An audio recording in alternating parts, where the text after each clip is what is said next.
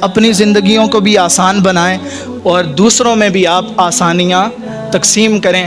کہیں ایسا نہ ہو کہ آپ دوسروں کی خامیاں تلاشتے تلاشتے اس دنیا سے چلے جائیں، دوسروں پر تنقید کرتے کرتے اس دنیا سے چلے جائیں، کیونکہ خامیاں تلاشنے والے بندے کی نظر سے خوبیاں بھی پوشیدہ رہتی ہیں۔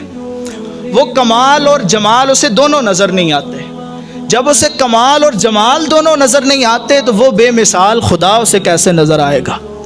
میں تو ہمیشہ شرمسار ہوتا ہوں، اور عید کے دن یہ شرمساری ہماری زیادہ بنتی ہوئی ہے، اور وہ شرمساری یہ ہے کہ اللہ تعالیٰ نے ہمیں عزت عطا فرمائی تھی، لیکن ہم انسانوں نے اپنی عزت خود ہی نہیں کی۔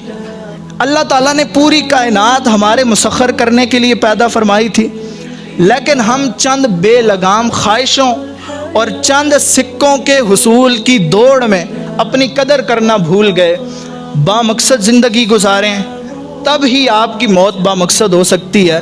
موت اسی وقت اعلیٰ ہو سکتی ہے جب انسان زندگی بڑے اعلیٰ مقصد کے ساتھ گزارے۔ اگر آپ زندگی لایانی گزاریں گے تو پھر آپ لایانی موت مریں گے۔ اللہ تعالیٰ مجھے اور آپ کو بامقصد زندگی نصیب فرمائے۔